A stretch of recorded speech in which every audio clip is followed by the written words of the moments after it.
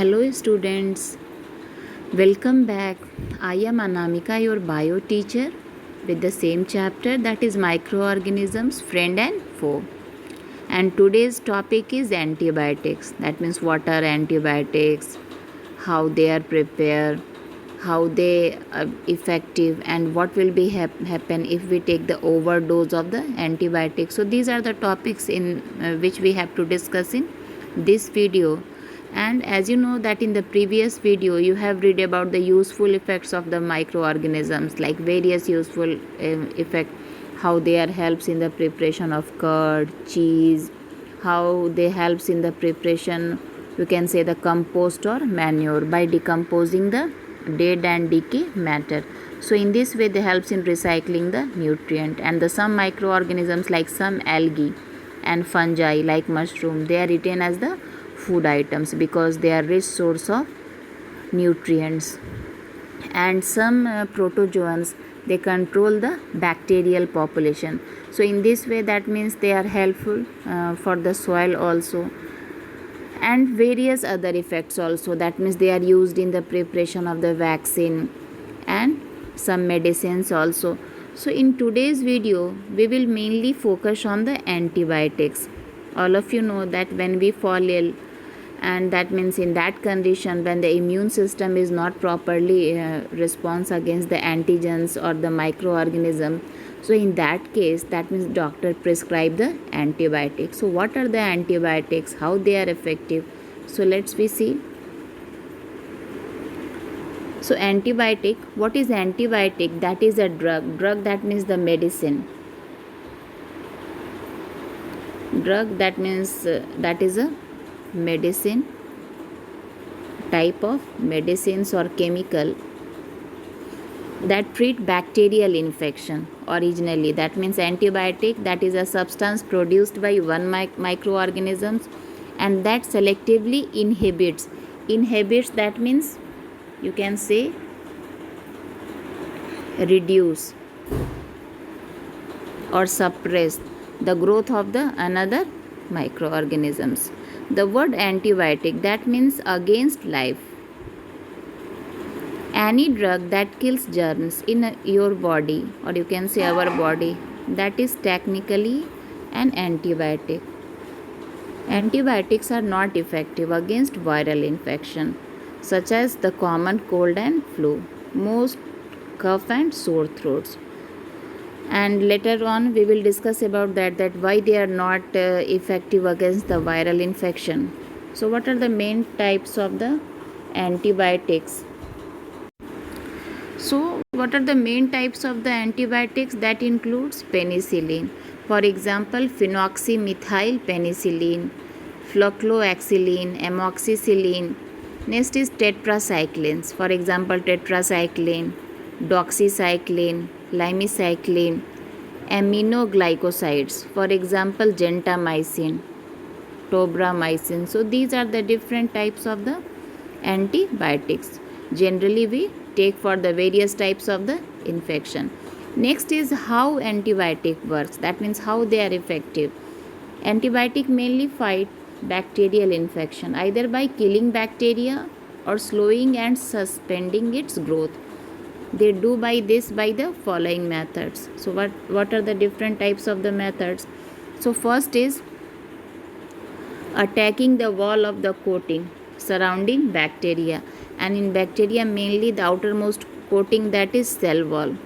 So they attack on them. Next is the interfering with bacteria reproduction. So that means they stop the growth of the bacteria by interfering in the reproduction process, also by blocking protein that production in the bacteria.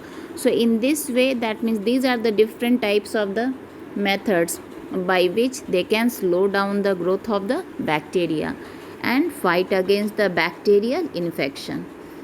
But sometimes what happens when we take the overdose of the antibiotics without that means advice of the any doctor, then various side effects are also there.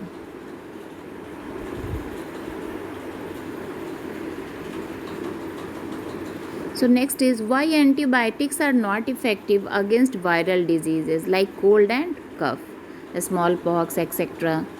Actually, the antibiotics, the drugs or the medicine that mainly attack the parts of the bacteria.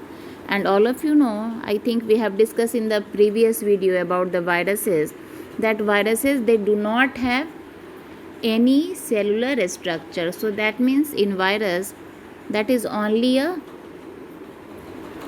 nucleic acid. In this, nucleic acid is present, which is surrounded by the protein coat.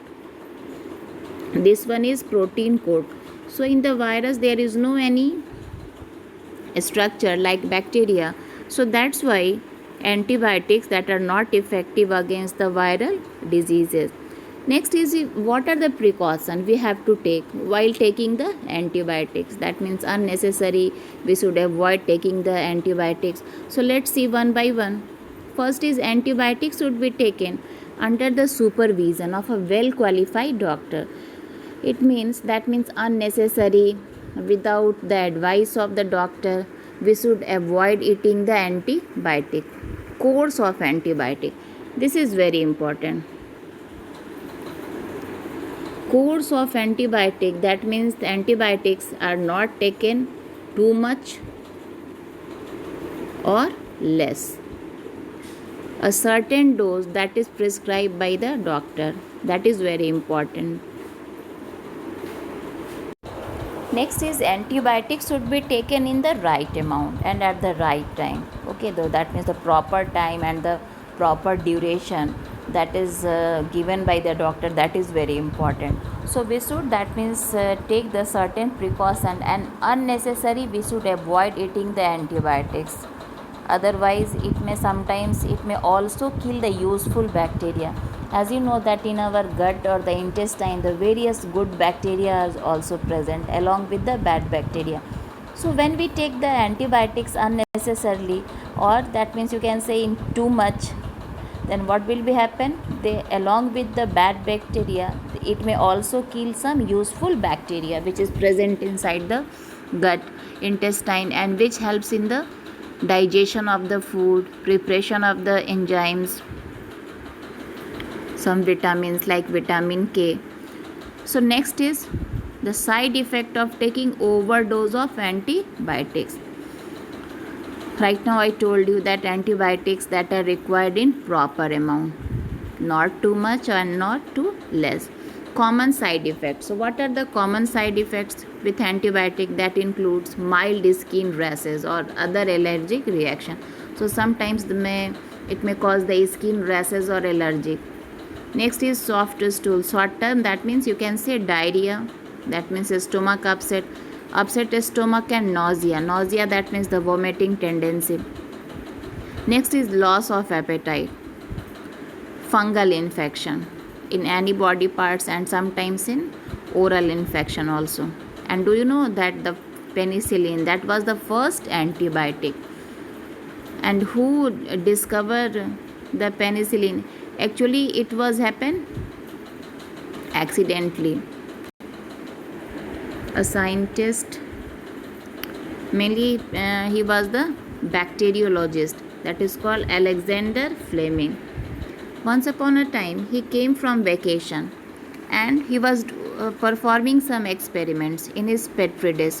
So what you saw, that in some petri dish there is no any bacteria and some mold are present. When he observed them, then he saw in his petri dish some mold, and actually that was a green mold called Penicillium notatum, which suppressed the growth of the bacteria. So in this way, that means he used that Penicillium notatum for making the Penicillium notatum. So this is the mainly fungi. Penicillium notatum is the fungus which is used for making the first antibiotic, that is called penicillin. Penicillin was the first antibiotic, and right now it is used for preparing, you can say that it is used for curing various diseases also. That means it is a life-saving drug.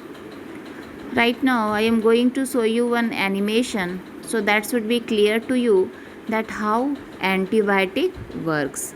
So let's see. can be treated by antibiotics.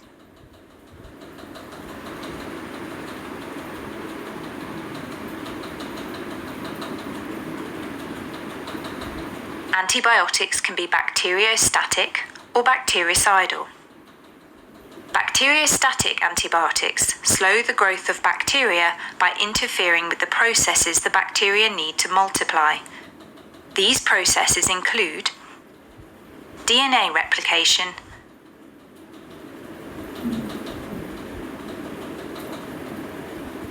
metabolism, e.g. enzyme activity,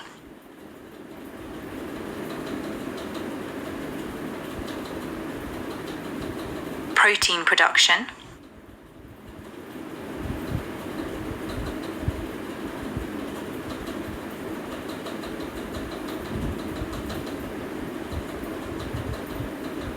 bactericidal antibiotics kill the bacteria, for example by preventing the bacteria from making a cell wall.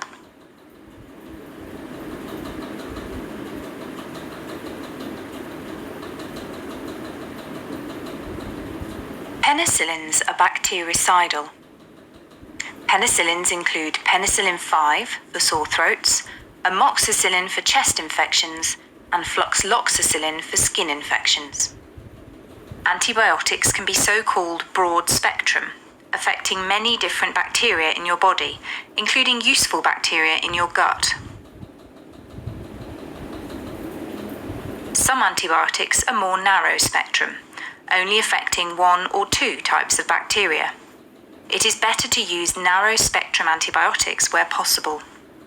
Most antibiotics have no effect on your immune system. Antibiotics do not work on viruses because viruses have a different structure to bacteria. Viruses incorporate themselves into a host cell in your body in order to multiply.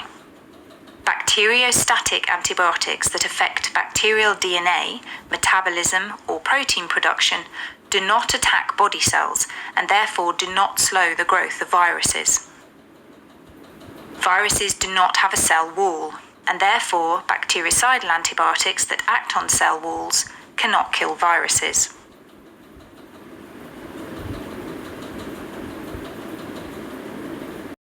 So from the above animation, I think might be the topic that is clear, that how antibiotic work and why it is not effective against the viral diseases.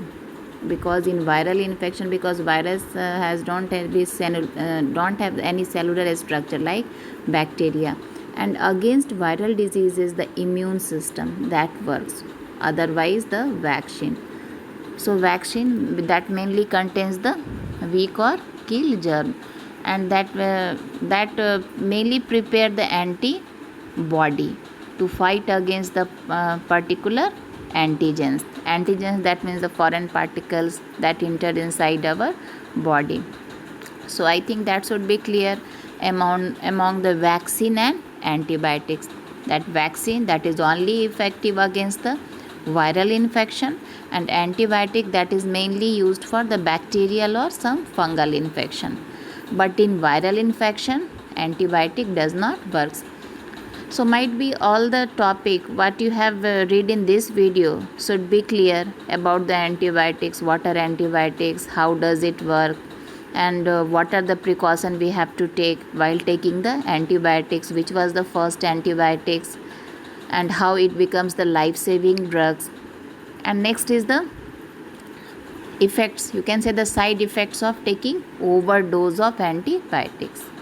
Okay, so thank you students.